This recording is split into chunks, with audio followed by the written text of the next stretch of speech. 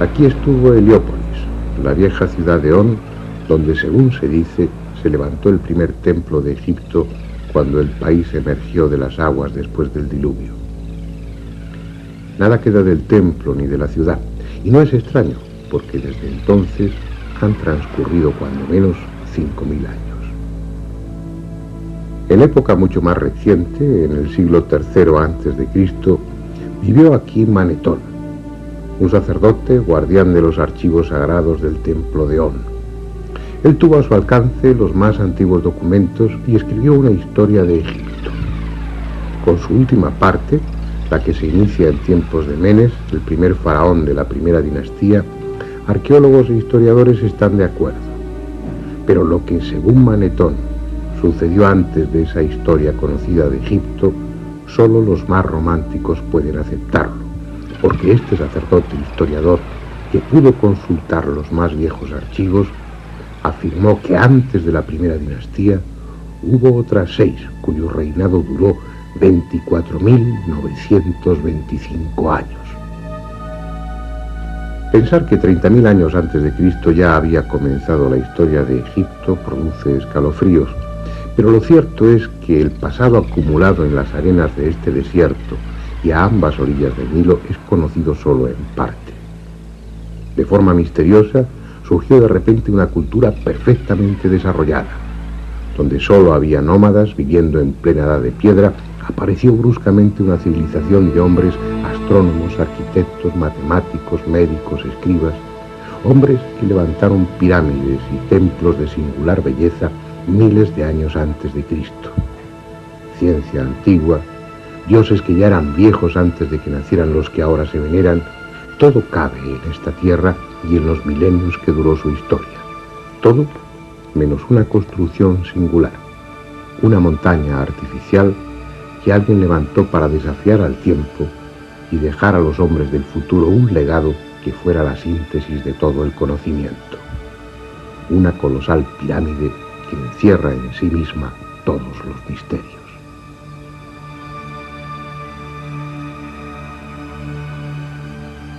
Este es el país de las pirámides. Hay descubiertas más de 100, aunque es posible que otras tantas hayan sido tragadas por los siglos y por la arena. Las que quedan son de los más diversos tamaños y factura, pequeñas y grandes, agudas y chatas, escalonadas y acodadas.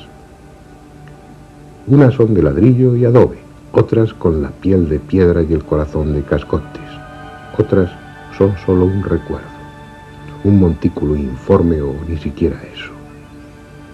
Muy pocas conservan el empaque y la fuerza que en otro tiempo tuvieron, pero entre todas ellas hay una, la más grande, que escapa a cualquier adjetivo y constituye el mayor monumento que el hombre jamás ha levantado.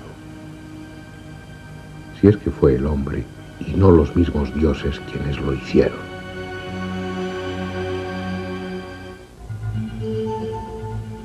A 12 kilómetros de la moderna ciudad de El Cairo y a orillas del desierto libio hay una meseta llamada de Giza.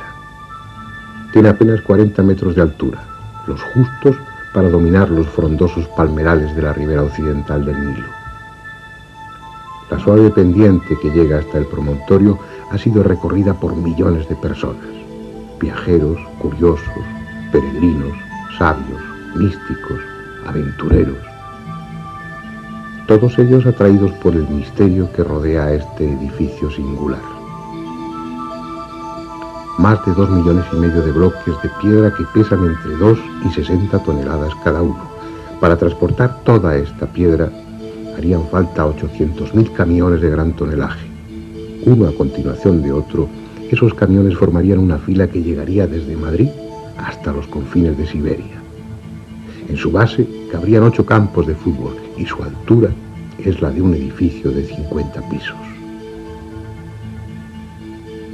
Lo extraordinario, lo increíble, como veremos a lo largo de estos documentales, es que a pesar de su abrumadora masa, de sus gigantescas proporciones, sus errores de nivelación, de orientación, de simetría o de angulación se miden por milímetros. No solo es la obra más colosal que levantó el hombre, sino también la más perfecta. En la misma meseta de Giza y al lado mismo de la Gran Pirámide hay otras 3. La de Kefren, ligeramente más pequeña, que conserva en su cumbre parte del revestimiento original, y la de Micerinos, de menor tamaño y algo más alejada de las otras dos. Aún hay 6 pirámides más, tan pequeñas en relación con las otras que se las conoce como pirámides satélites. 3 están situadas al este de la Gran Pirámide y se dice que sirvieron de sepultura a la familia de Keops. Las 3 restantes, frente a la cara sur de Micerinos, completan junto con la Esfinge el complejo monumental de Giza. La cita obligada para todos aquellos que sienten inquietud por el pasado, el punto de destino al que acuden turistas desde las partes más lejanas del mundo. Se harán fotografías ante ella y luego recorrerán su interior. Unos saldrán impresionados, otros jadeantes por el esfuerzo, los más respirando ansiosamente tras la sensación de claustrofobia que se experimenta en los angostos túneles y pasillos.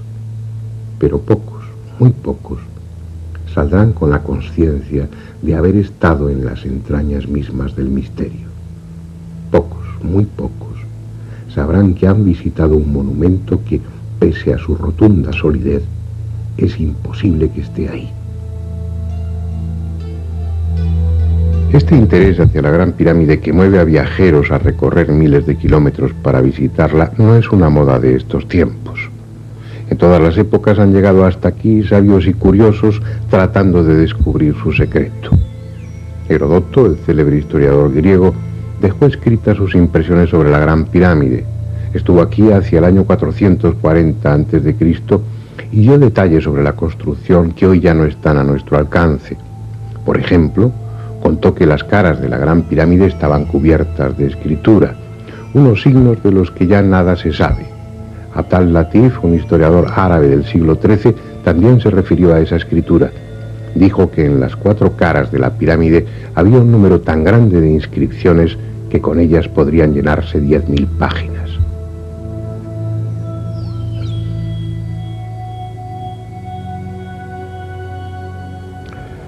Así pues, griegos y árabes vieron algo que nosotros ya no podemos ver: la Gran Pirámide cubierta por su capa de revestimiento.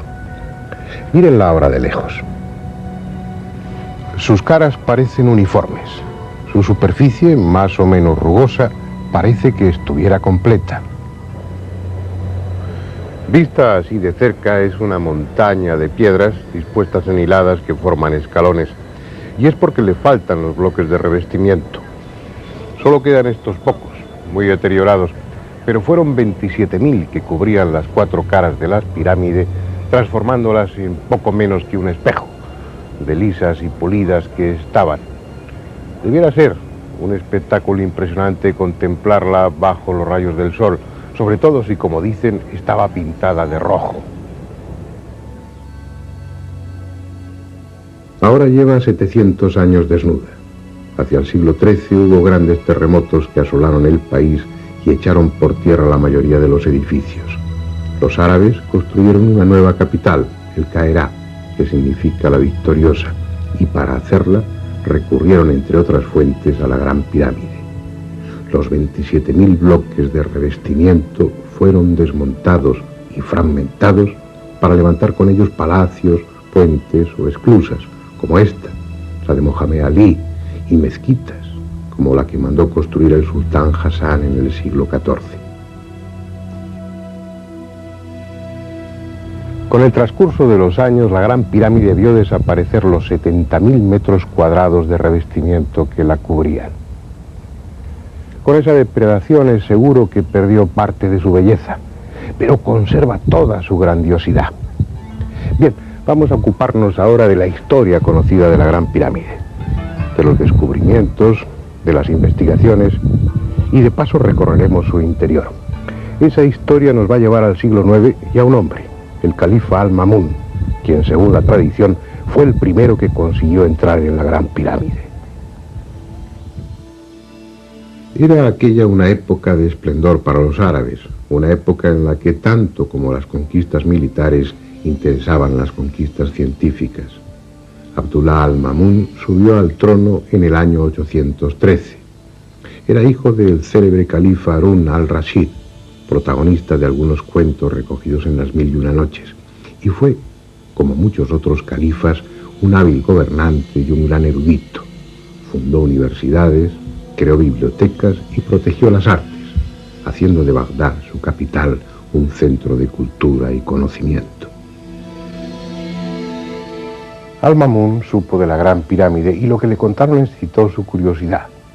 Le hablaron de leyendas que se referían a enormes tesoros, a cámaras ocultas en las que se encerraban todo tipo de objetos, desde mapas de las esferas terrestre y celeste hasta armas construidas con un metal que no se oxidaba, e incluso le mencionaron un cristal que podía ser doblado sin partirse. Así pues, en el año 820, él encargó a un grupo de técnicos que se abrieran paso hasta el interior de la pirámide.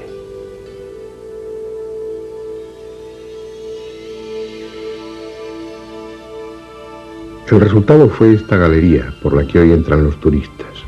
Una mina que, rompiendo las piedras, penetra 38 metros en dirección norte-sur, evita los bloques de piedra con los que se cegaba la entrada al canal ascendente y llega hasta este.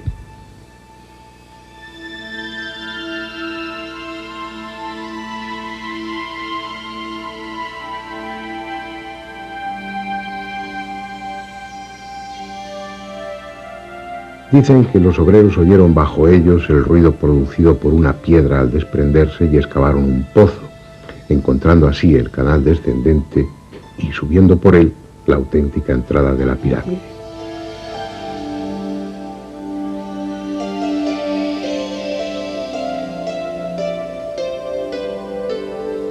Lo cierto es que, aunque la tradición afirma que el túnel atribuido a Al-Ma'mún fue practicado por el azar, nadie puede creerse que por casualidad perforasen en la dirección correcta, a la altura correcta, que por casualidad evitasen los bloques que taponaban el canal ascendente y que por casualidad hiciesen un pozo que fuese a dar justamente al canal descendente.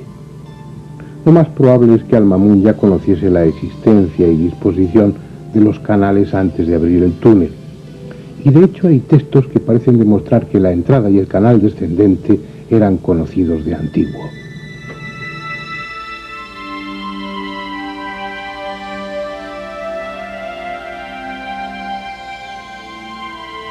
Estrabón, en el año 24 a.C., escribió que a cierto nivel, sobre uno de los lados de la pirámide, hay una piedra que puede retirarse y deja ver la entrada de una galería o siringa que termina en la tumba.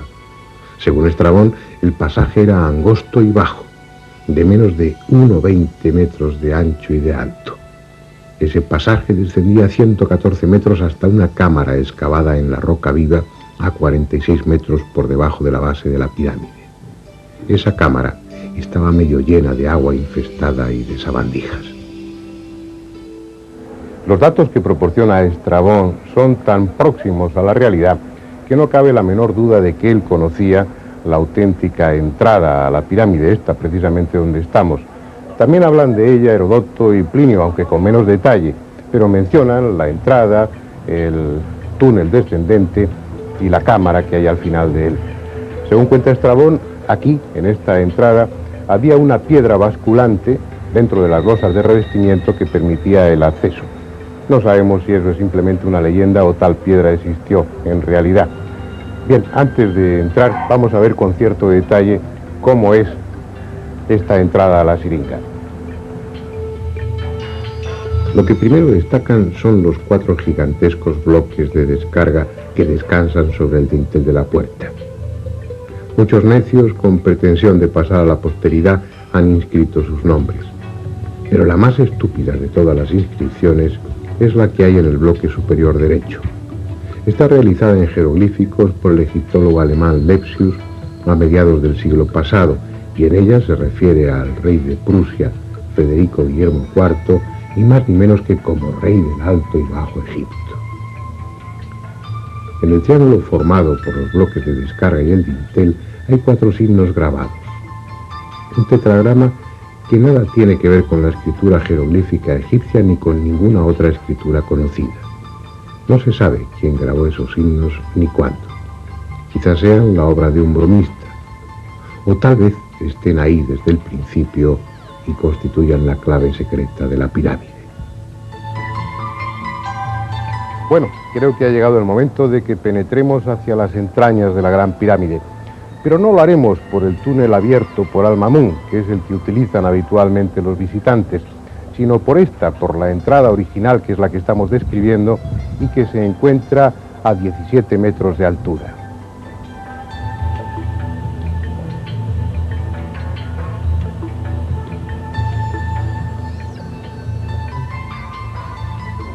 Hay dos barandillas, una a cada lado, y en el suelo un entarimado con tablas transversales para facilitar el descenso.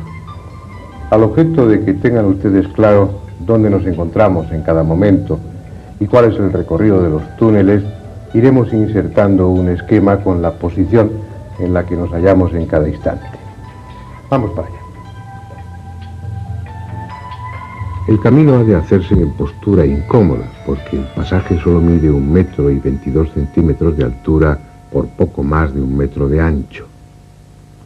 A los 30 metros de recorrido ya hemos dejado la pirámide y estamos bajo ella, hundiéndonos cada vez más en el subsuelo. Ese canal descendente tiene en total 105 metros y 15 centímetros de longitud, y estamos a más de 30 metros por debajo del nivel de la meseta. Ya abajo del todo, al final del canal descendente, se abre un pequeño tramo horizontal aún más angosto. Tiene apenas 90 centímetros de anchura por 80 de alto, pero merece la pena internarse por él y recorrer su corto trayecto. Apenas tiene 9 metros, porque al final está la cámara del caos.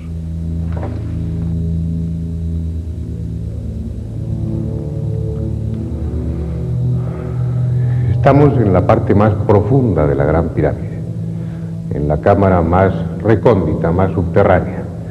Está labrada en la roca viva y es por tanto una caverna artificial, aunque por su irregularidad, por su aspecto primitivo e inacabado, ha recibido diferentes nombres, entre ellos el de cámara inacabada o cámara del caos.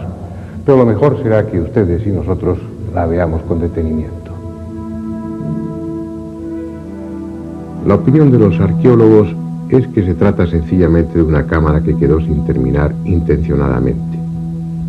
Aquellos que consiguieran dar con la entrada a la Gran Pirámide solo tendrían un acceso, el canal descendente por el que hemos bajado hace unos minutos. Al llegar aquí y encontrarse esta cámara subterránea sin terminar, los violadores de tumbas pensarían que ni la momia ni el ajuar funerario llegaron a ser depositados en la pirámide. Según ese criterio, estas masas de piedra a medio trabajar no tendrían función práctica alguna. Sin embargo, observen cómo paredes y techo están perfectamente labradas, respetando los mojones de piedra, obligando a los obreros a trabajar en unas condiciones excepcionalmente duras, arrastrándose por espacios de apenas 25 centímetros para labrar el techo. ¿Qué sentido tiene eso? Si lo que se pretendió era dar a la cámara el aspecto de inacabada sin más, ¿por qué no haber reducido la altura de esos bloques informes para trabajar en condiciones normales?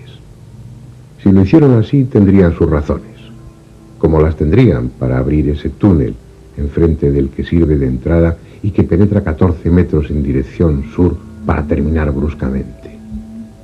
Las mismas razones que les llevaron a abrir este pozo cuadrado de 2 metros de lado y que apenas llegaba a 3 metros de profundidad, como el túnel de la pared sur, tampoco conducía a sitio alguno. El coronel Weiss, a mediados del siglo pasado, profundizó 9 metros más el pozo, buscando una posible cámara, pero no encontró nada. Hoy el pozo está lleno de arena y cascotes. Si el descenso por el estrecho canal era incómodo, la subida, superando los 26 grados y 34 minutos que tiene de pendiente, es aún más dura. De seguir todo el trayecto del túnel llegaríamos a la puerta exterior, pero si cuando hemos recorrido unos 85 metros nos detenemos, veremos la entrada original a otro pasadizo, el ascendente, cegado por grandes bloques de piedra. Debajo de este entablado hay 3 escalones en la piedra que se corresponden con la entrada al canal ascendente. Durante la construcción de los túneles y en las ceremonias previas al sellado de la pirámide, debía haber una rampa que facilitaba el acceso al canal ascendente todavía abierto. Llegado el momento, La rampa fue retirada y la entrada al canal ascendente cegada con 3 grandes bloques de piedra que se dejaron deslizar desde más arriba. Está claro que por aquí no podemos acceder al canal ascendente. Será preciso que salgamos al exterior y utilicemos, como el resto de los visitantes, el túnel abierto por Al-Mamun. En el esquema vemos como el túnel perfora la pirámide desde más abajo de la entrada original y, siguiendo un trayecto horizontal, evita los bloques que obstruyen el canal ascendente y llega directamente a este. El canal ascendente es algo más confortable que el descendente que antes recorrimos. Mide un poco más de 1 metro de ancho y tiene 1,20 m de altura. Es en sí mismo una obra perfecta de ingeniería. Sus medidas se mantienen constantes y exactas a lo largo de los 37,5 metros que mide en total. Las piedras de paredes, techo y suelo ajustan con precisión y están pulidas. Las del suelo no están a la vista porque se ha dispuesto una rampa de madera con travesaños para facilitar la subida, porque este túnel también tiene una importante pendiente, exactamente la misma que el canal descendente, 26 grados y 34 minutos. No es un camino fácil, pero merece la pena el esfuerzo porque al final de ese pasadizo está la gran galería. Estamos ya a 22 metros por encima de la base de la gran pirámide, donde se abre la entrada a otro túnel, esta vez horizontal. Veamos a dónde conduce. Se trata de un pasadizo relativamente cómodo que avanza en dirección norte-sur. Mide algo más de 1 metro de ancho y tiene una altura de 1,18 m. Cuando se han recorrido 28,5 metros, el suelo presenta un escalón de 52 centímetros y gracias a él se puede entrar casi erguido en la cámara que hay al final del túnel. La llaman la Cámara de la Reina. Es una amplia estancia rectangular construida con piedra caliza de Tura. Mide más de 5 metros por cada lado y el techo en forma de caballete alcanza los 6 metros en su parte más alta.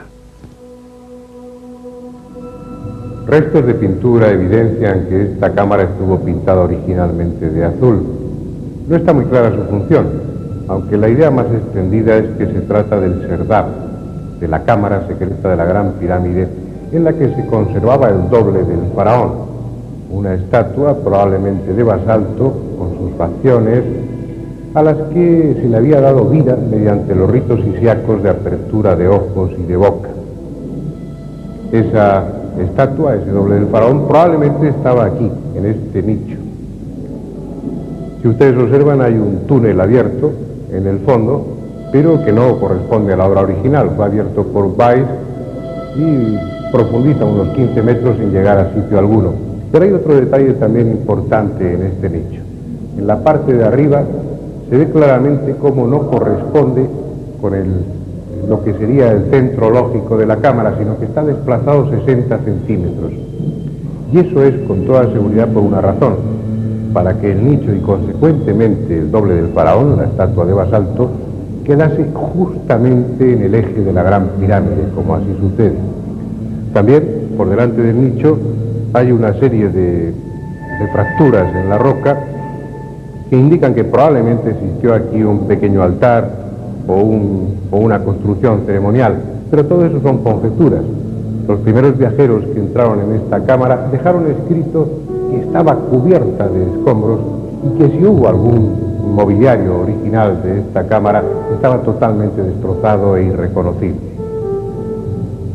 Pero hay otros 2 detalles muy interesantes en esta cámara: la existencia de 2 túneles o conductos, uno en la pared norte y otro en la pared sur, que no fueron descubiertos hasta 1872, y no fueron descubiertos por la sencilla razón de que estaban tapados, de que la piedra continuaba y la pared era perfectamente lisa.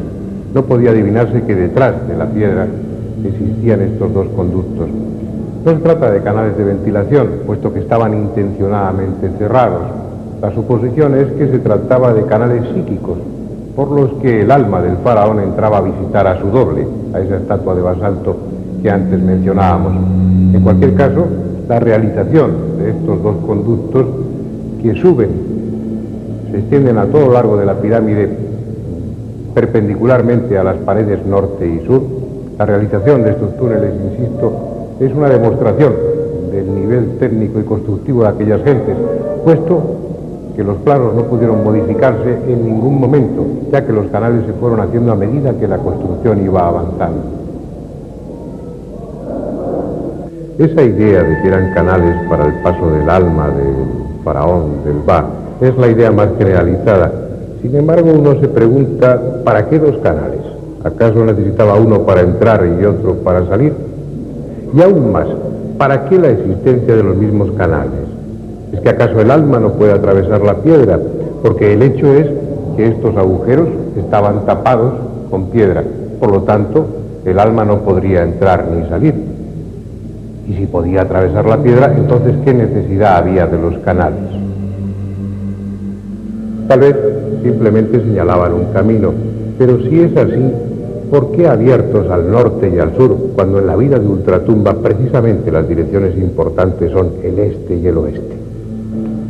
Estos canales siguen siendo un misterio, a pesar de que en los círculos arqueológicos se sostenga que fueron canales psíquicos. Un misterio al que se ha venido a añadir otro nuevo, algo que complica aún más las cosas. En 1993, mientras se realizaban una serie de obras para mejorar la ventilación en el interior de la pirámide, el ingeniero alemán Rudolf Gattenbing tuvo la ocurrencia de introducir precisamente por este canal un pequeño robot provisto de una cámara de televisión. El robot ascendió sin problema durante los primeros 65 metros, pero llegado a ese punto tropezó con algo inesperado.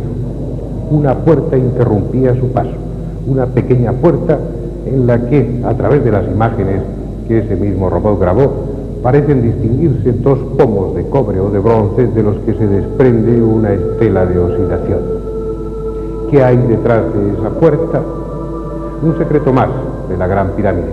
Bueno, ahora volvamos a ese punto en el que coincidía el canal ascendente con este otro horizontal que nos ha permitido llegar hasta la Cámara de la Reina.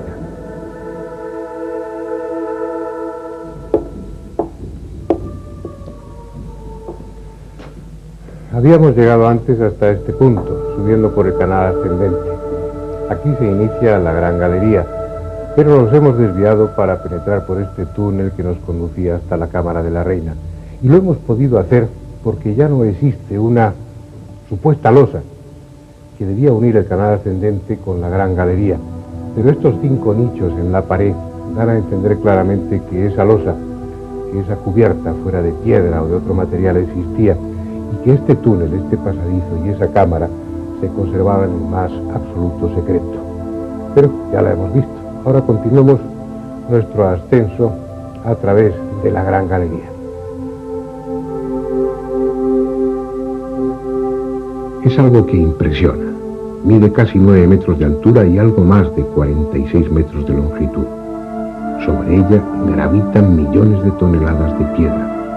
Y quizá fuera mejor no saberlo, porque ese peso llega a sentirse en el ánimo y lejos de tranquilizar al viajero, este amplio espacio de la gran galería parece agobiante y a punto siempre de derrumbarse. Sin embargo, no hay solidez más probada, porque permanece así, inalterable, desde hace quién sabe cuántos miles de años.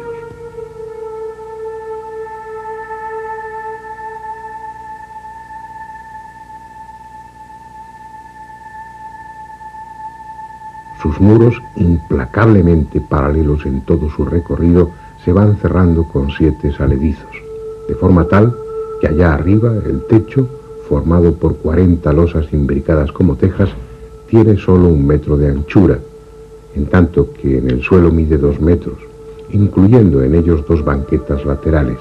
Y hay algo en esas banquetas que llama la atención: 28 entalladuras rectangulares situadas en cada una de ellas.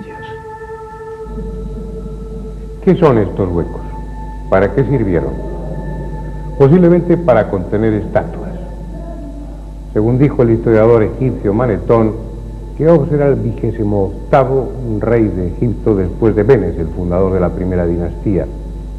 Así pues, es probable que en estos nichos, en estos agujeros, en estas entalladuras, quedasen sujetas 28 estatuas, las de los 27 antepasados de Keops y la de él mismo, repetidas, emparejadas una frente a otra, de tal manera que esta gran galería habría sido una solemne y fúnebre galería de antepasados del rey Keops. Es una hipótesis que se ve avalada por algunos autores árabes que se refieren a la existencia en tiempos antiguos de estatuas dentro de la Gran Pirámide. En cualquier caso ya no están, han desaparecido. Solo queda la gran galería con su desnudez, que la hace aún más impresionante. Una galería que termina más arriba, en un rellano al que se abre un corto y estrecho pasadizo, el que da acceso a la antecámara o cámara de los rastrillos.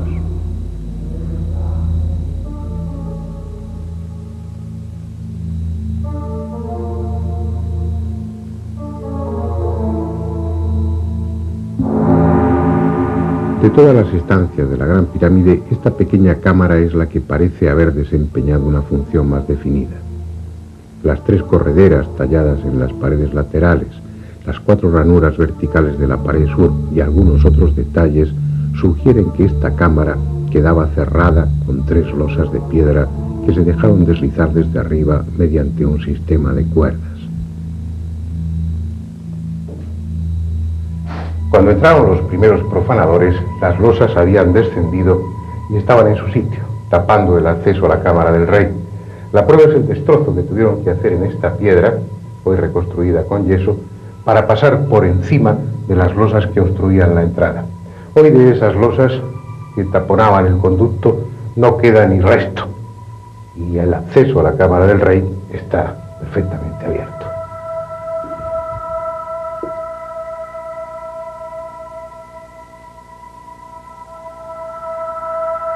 Esta es la más célebre cámara de la Gran Pirámide. Mide más de 50 metros cuadrados y tiene casi 6 metros de altura. Está construida con bloques de granito rojo de Asuán y 9 colosales losas que pesan unas 400 toneladas constituyen el techo. Nada hay en ella, salvo este sarcófago de granito. A finales del siglo XVIII aún estaba la tapa rota y apoyada en la pared, pero hoy ni siquiera eso queda. Solo el cofre de piedra, roto en una de sus esquinas, y la desnuda estancia.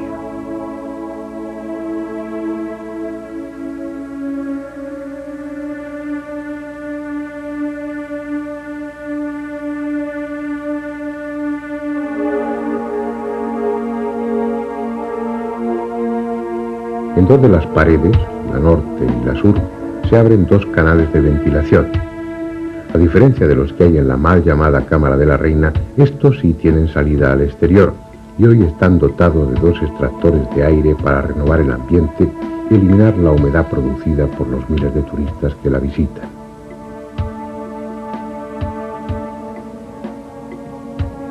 Bien, aunque limpia de escombros y de eyecciones de murciélagos, este interior de la Gran Pirámide que acabamos de visitar es prácticamente el mismo que se encontraron los árabes del siglo IX.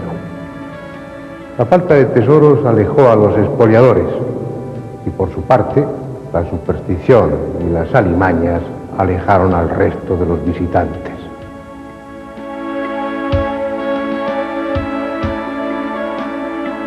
Más tarde, la demolición de toda la capa de revestimiento para abastecer de piedra a El Cairo supuso la acumulación de grandes cantidades de escombros. Por la entrada auténtica cayeron tanta arena y cascotes que el canal descendente quedó obstruido en un centenar de metros de su recorrido.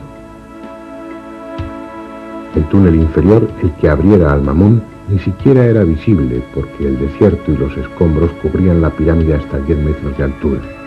Y así estuvo durante siglos, hasta el Renacimiento, época en la que volvió a renovarse el interés por las culturas antiguas y los pasadizos fueron de nuevo abiertos.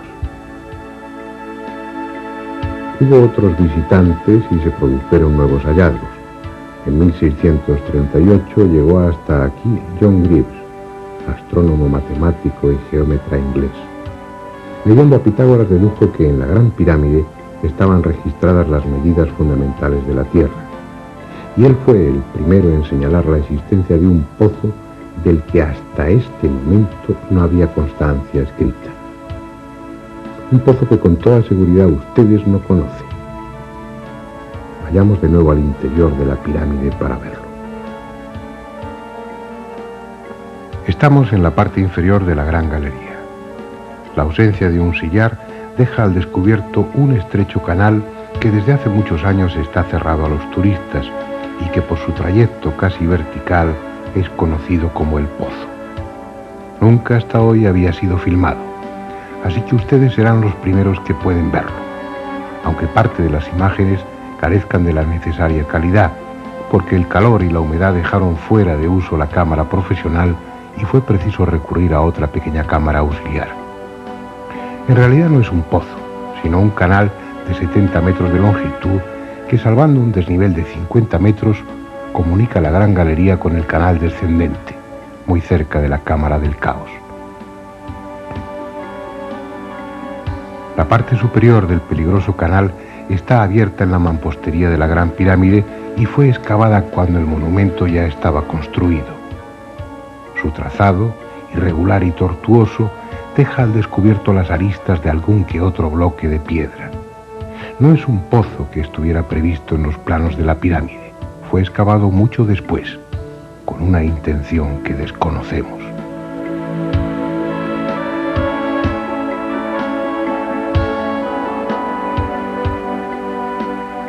Ahora estamos en la base de la pirámide.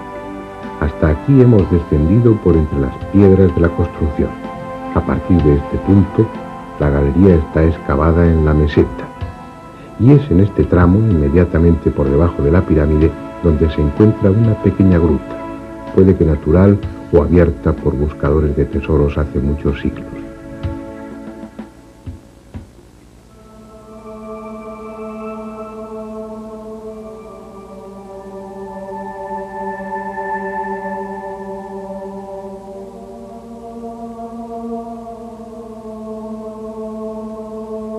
Otro detalle importante es la obra de mampostería, que indica que esta parte fue hecha en la época de la construcción de la pirámide. Probablemente este recubrimiento del pozo fue para impedir derrumbamientos, porque se corresponde con una zona de terreno poco firme, de argamasa y piedras casi sueltas. Más abajo ya no hay necesidad de muro alguno, porque el pozo se abre paso en la roca firme. Unos huecos en las paredes permiten apoyar apenas las puntas de los pies. El aire está enrarecido y el sudor termina por formar una compacta capa con el polvo y la arena desprendidos. No es un lugar agradable para pasear, pero nos hemos propuesto recorrer todos y cada uno de los huecos que hay en el interior de la Gran Pirámide.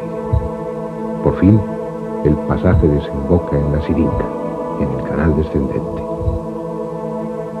La misión de este último trozo del pozo descendente, que desemboca precisamente aquí, parece clara, y era la de facilitar el descenso de los obreros desde la superficie para que así no se encontraran con los otros que iban trasladando escombros de canal descendente arriba. Después, en una fase posterior de la construcción de la Gran Pirámide, cuando se colocaron las primeras hiladas de piedra, ya de una forma inevitable quedó cerrado el pozo por su parte superior. ¿Quién perforó desde arriba, uniendo la Gran Galería con este antiguo pozo? ¿Para qué y cuándo? Son cuestiones no resueltas. En otro momento nos permitiremos especular sobre ello. Ahora es preciso que terminemos nuestro recorrido visitando otras cámaras a las que los turistas no tienen acceso, justo encima de la Cámara del Rey.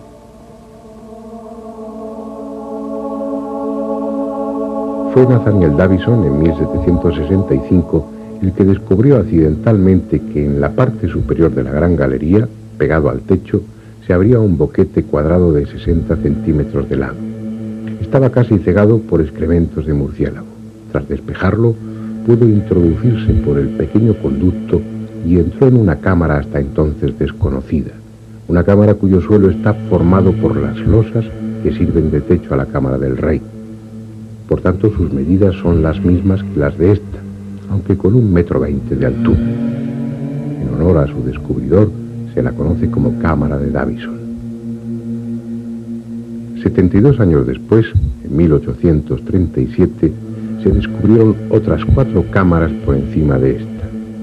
Fue a base de dinamita y bajo la responsabilidad de un coronel inglés retirado llamado Howard Weiss.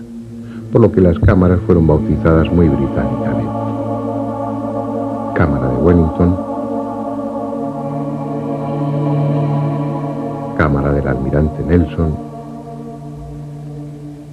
cámara de Lady Anne Arbuthnot y por último la cámara de Camberwell, en la que ahora estamos, con el techo en caballete.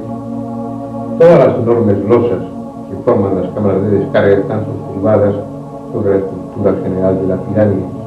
La misión de estas 5 cámaras, que ustedes ven por primera vez en televisión, es la primera vez que entran unas cámaras de televisión para grabar su interior. La misión de esas 5 cámaras, repito, era aliviar a la cámara del rey del enorme peso que tenía encima y protegerla en caso de terremoto. Una misión que parece haber cumplido perfectamente, porque en esta última cámara, en esta 5ª cámara, se puede ver cómo las enormes losas que forman el techo se han ido abriendo con el paso del tiempo, probablemente por efecto de algún terremoto. Pero la colocación de unas tiras de yeso en algunos de los lugares durante los últimos años ha permitido ver que desde hace bastante tiempo, al menos desde que se instalaron esas tiras de yeso, no ha seguido abriéndose, por lo cual todo hace suponer que dentro de 15 o 20.000 años la gran pirámide seguirá estando aquí como está.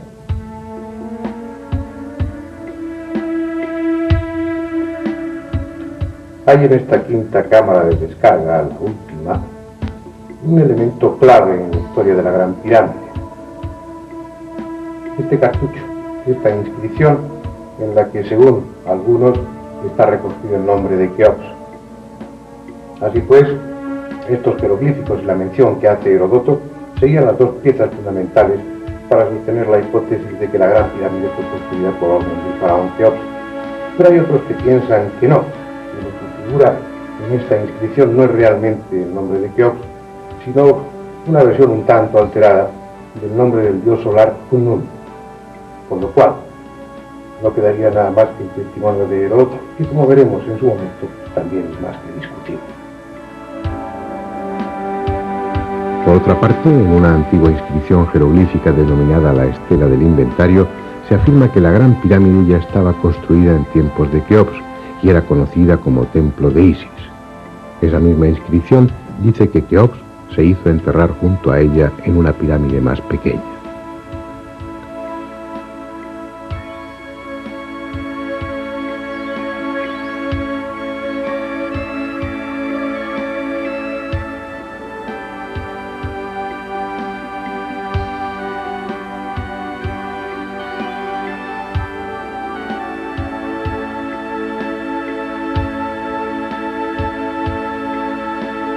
No es un tema resuelto.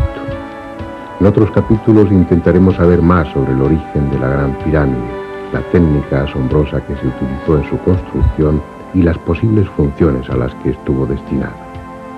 Ahora se trataba de un recorrido por su interior, y ese recorrido termina aquí, en el más profundo de sus rincones y junto al más profundo de sus misterios, el que se refiere a la identidad de su constructor.